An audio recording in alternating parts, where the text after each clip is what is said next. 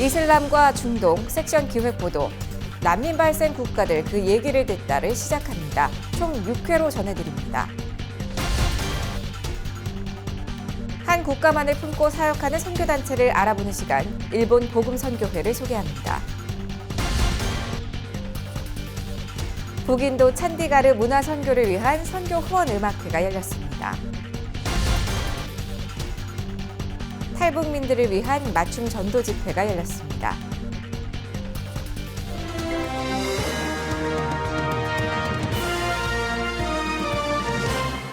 안녕하십니까. CGN투데이는 목회와 신학, 선교, 가정과 교육, 문화, 무슬림 영역의 심층 소식들을 요일별 섹션 뉴스로 전해드리고 있습니다. 금요일인 오늘은 중동과 이슬람입니다.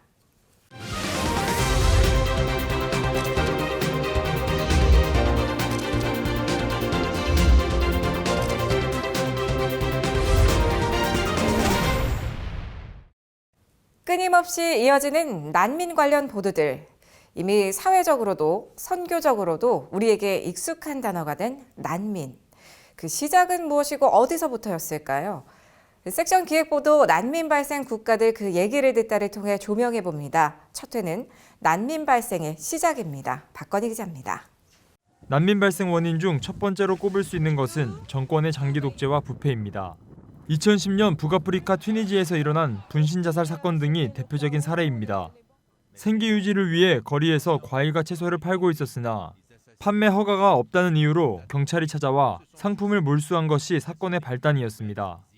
모하메드는 경찰의 부당함에 항의하기 위해 지방청사 앞에서 휘발유를 둘러쓰고 분신 자살을 자행했는데 이는 튀니지의 전국적인 시위로 이어졌습니다. 이를 튀니지 혁명 또는 튀니지 국화인 제스민에서 이름을 따 제스민 혁명이라고 부릅니다. 또 다른 원인은 세계 경제 위기입니다. 2007년 말 미국에서 발생한 금융위기의 여파로 중동과 북아프리카 서민들의 생활은 경제적으로 큰 위기에 처했습니다. 이러한 상황과 시위가 맞물려 거대한 혁명의 바람이 불게 된 겁니다. 장기 독재 그리고 부패 이런 문제에 시달렸던 거죠. 결국 고실업률, 그러니까 실직률이 높았고요. 또 한 가지는 식량 가격이 급등했습니다. 따라서 시민들은 광장으로 나올 수밖에 없었죠. 튀니지 혁명의 여파는 중동과 북아프리카 전역으로 확대됐습니다. 23년간 독재해온 튀니지의 베날리 전 대통령을 비롯해 이집트의 무바라크, 리비아의 카다피 등이 독재 정권의 자리에서 내려오게 됩니다. 이를 아랍의 봄으로 부르는데 이전보다 많은 자유가 시민들에게 보장될 것을 기대하며 새로운 시작을 알리는 봄에 비유한 겁니다. 그 이전에는 인터넷이 발달이 안 돼 있었기 때문에 폐쇄된 집단으로서 마치 우리가 북한 사회처럼 그 안에 있는 사람들이 자기네들의 그 삶이 그냥 숙명처럼 여겨지던 그런 시대였다면 글로벌 시대가 되면서 인터넷이라는 게 열리면서 이제 자기네들이 이렇게 처해 있었던 상황이 이게 불합리하다라든지 인권적으로 자기네들이 이걸 찾아야겠다라든지 이런 것들이 이제 눈을 띄게 되는 이런 상황들이 생기는 거죠.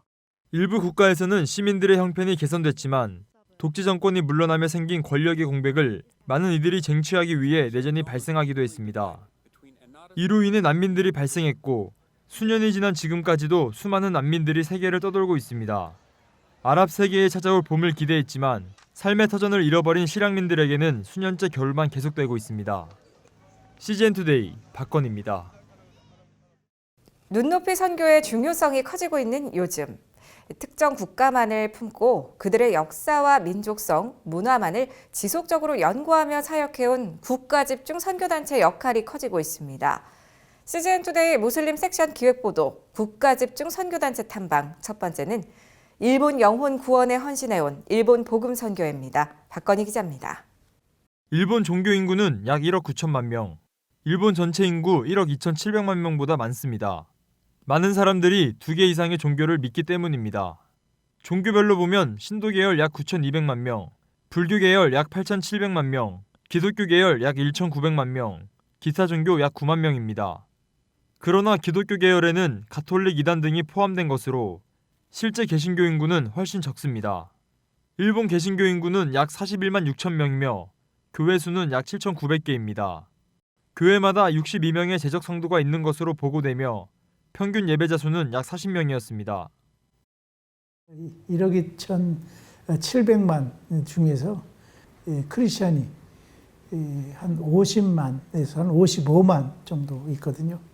프로테지를 보면 0.04% 뭐 이렇게 이제 얘기를 하죠. 그럼에도 불구하고 일본이 미전도 종족이라고 말 안 해요. 왜냐하면 이미 교회가 존재했기 때문에. 그런데 그 교회들이 성장을 못하고 거기에 그대로 함몰돼서 없어졌다든가. 이렇듯 복음의 불모지인 일본에서 29년간 사역해온 단체 일본 복음 선교회가 있습니다. 재팬 이반젤리컬 미션의 약자인 JEM으로 불리는 일본 복음 선교회는 1991년 작은 성경 공부 모임에서 시작됐습니다. 당시 일본에 관심 있던 5명의 성도들이 일본어 성경 공부를 시작했고 이후 일본 탐방 단기 선교 등을 다녀오면서 선교회로 발전했습니다. 1995년 첫 선교사를 파송한 이후 지금까지 100여 명의 선교사를 배출했고 현재는 72명의 선교사가 활동하고 있습니다. 72명은 고루고루 일본의 북해도로부터 시작해가지고 토호쿠, 간동, 그리고 간사이, 큐슈까지 이르러서 일본 전역에서 사역들을 하는데 우리 선교사님들은 거의 95%가 현지인 선교를 해요. 그렇기 때문에 다 일본어로 이렇게 사역을 대부분. 선교회의 사역 비전은 일본 현지 교회들을 살리는 것입니다. 일본 복음 선교회 이수구 대표는 살아난 일본 교회들과 한국 교회들이 연합해 세계 선교에 동참하길 꿈꾼다고 얘기합니다. 선교회는 국내의 일본 선교 동원을 위해 다양한 사역을 진행해 왔습니다. 지금까지 20년이 넘도록 매주 목요일 일본어 예배를 이어왔고 일본인 목회자들을 초청해 일본에 대한 얘기를 직접 듣는 일본 선교 아카데미 작은 콘서트 등도 진행하고 있습니다. 미션 재팬 트레이닝 코스의 약자인 MJTC로 불리는 일본 선교 훈련은 1995년 시작해 지금까지 수많은 일본 전문 선교사들을 배출했습니다. 지금 이걸 통해 가지고 제가 알기로는 한 600명이 700명 정도나 받았습니다. 그리고 그 중에서 많은 분들이 또 지금 나가 있고 지금 우리 이 와중 한일 간의 관계가 안 좋잖아요. 그런데도 불구하고 올해도 23명이 하고 있습니다만 아주 열심히 해요. 이 대표는 한국교회에 주어진 큰 부흥과 축복은 단지 우리만을 위한 것이 아니라며 많은 그리스도인들이 하나님께 받은 복을 일본에도 전하길 바란다고 얘기했습니다. 일본하고 여러 가지 어떤 그 어려움이 있잖아요. 사실 이 어려움이 갈등이라는 것은 사실 인간적으로 풀기가 힘들어요. 이런 것은 복음뿐이 없다고 생각해요. 그 아버지께서 예수 그리스도를 우리에게 보내셔서 그래서 아버지와 우리 사이에 화해자가 된 것처럼 너희도 화해자로서 복음 전하는 자가 되라. 그렇게 말씀했는데 저는 우리 그리스도인들이 한국과 일본 사이에 화해자로 되면 좋겠다. CGN투데이 박건희입니다. 북인도 찬디가르 문화 선교를 위한 선교 후원 음악회가 최근 판교 성현교회에서 열렸습니다. 큐리오스 인터내셔널, 디자인 아조, CCM 교회, 판교 성현교회 후원으로 마련된 이번 음악회에는 소프라노 허문희, 양원윤, 이지혜, 이희정, 테너 이장원, 바리톤 김토마스, 바이올린 안수경, 피아노 김혜민 등 아티스트들이 출연했습니다. 출연자들은 오는 11일부터 18일까지 인도 델리와 북부 찬디가르에서 20년간 사역 중인 선교사들을 도와 음악을 통해 복음을 전할 예정입니다. 찬디가르는 델리에서 차로 6시간 정도 떨어진 힌두교 지역으로 선교가 금지된 창의적 접근 지역입니다. 찬디가르 선교팀은 인도 땅에서는 공식적인 기독교 음악이 허락되지 않아 찬양 대신 캐럴을 부르기로 했다며 성탄의 계절을 맞아 인도 땅에 죽어가는 영혼들이 예수 그리스도를 알도록 기도해달라고 말했습니다. 탈북민들은 한국에 정착하기 위해 반드시 하나원을 거쳐야 하는데요. 대다수의 탈북민은 하나원에서 교회의 도움으로 신앙생활을 하기 시작하는데 정작 하나원을 나오게 되면 교회를 떠나는 수가 많다고 합니다. 이를 위해 온누리교회가 최근 하나원을 졸업한 탈북민들을 초청해 전도 집회를 열었습니다. 임성근 기자가 보도합니다. 익숙한 노랫말이 교회 안에 울려 퍼집니다. 찬양은 아니지만 한국인이라면 누구나 한 번쯤은 들어봤을 북한 노래 반갑습니다입니다. 온누리교회가 하나원을 졸업한 탈북민들의 전도를 위해 주최한 하나되기 징검다리 맞춤전도 집회 현장입니다. 집회는 탈북 후 하나원을 거친 탈북민과 봉사자 100여 명이 참석했습니다. 12주 동안 열심히 그 하나원에 있는 하나교회를 다녔던 분들을 초대를 했어요. 근데 그 중에서 아직 6개월이 되지 않았고 각 지역에 나가서 살고 있지만 교회를 지금 그때 다니고 다시 잊어버리신 분들, 이런 분들 초대해서 다시 하나님의 따뜻한 사랑의 품 안으로 올 수 있도록. 이날 말씀을 전한 온누리교회 황재명 목사는 탈북민들에게 인생의 길에서 어디로 가고 있는지 정확히 알아야 한다고 전했습니다. 황 목사는 인생은 하나님이 모든 사람에게 공평하게 주신 것이라며 어디로 가고 있는가에 대한 분명한 방향성을 가지고 있어야 한다고 말했습니다. 그러면서 오직 예수 그리스도만이 우리 인생의 유일한 길이라고 강조했습니다. 오직 예수 그리스도를 통해서만이 아버지께로 갈 수가 있는 겁니다. 아니, 예수 그리스도만이 유일한 징검다리, 아버지께로 인도하는 징검다리, 유일한 징검다리이신 겁니다. 하나원을 졸업해 한국 사회 전반에서 활약하고 있는 선배와의 대화 시간도 마련됐습니다. 오랫동안 교회 다니면서도 나에게는 믿음이 생기지 않을 거야 라고 스스로 계속 생각했던 사람인데 여러분들이 나중에 사시면 아시겠지만 하나님의 역사는 어떻게 행하실지 모르겠고요. 저를 비롯해서 3만 5천 명의 그 탈북민들이 모두가 하나하나의 예수님이 따르는 제2의 제3의 전도자가 돼서 저는 열심히 전도해서 우리가 복음으로 통일된 그날에 우리가 온 고향의 각 지역들마다 우리가 전도자가 돼서 나는 앞장섰으면 좋겠다. CGN 투데이 임성근입니다.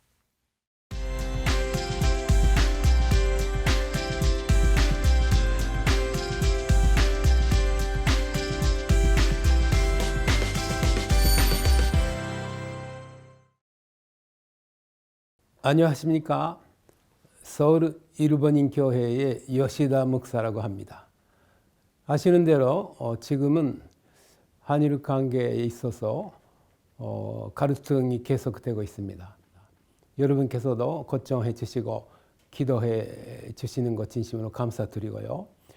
우리가 이 기회를 통하여서 하나님의 말씀을 통하여서 한일 관계가 어떻게 부를 수 있는지 같이 생각하고 싶습니다. 아시는 대로 1945년에 일제가 배정함으로써 사랑하는 대한민국이 광복절 해방되셨습니다. 그때부터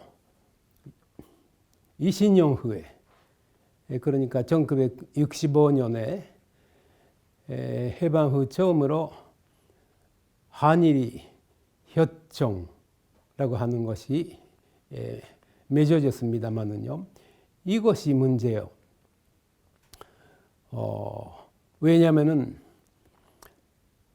해방 후 처음으로 두 나라 대표가 테이블 앞에 만났는데도 불구하고 일본 측에서는 이런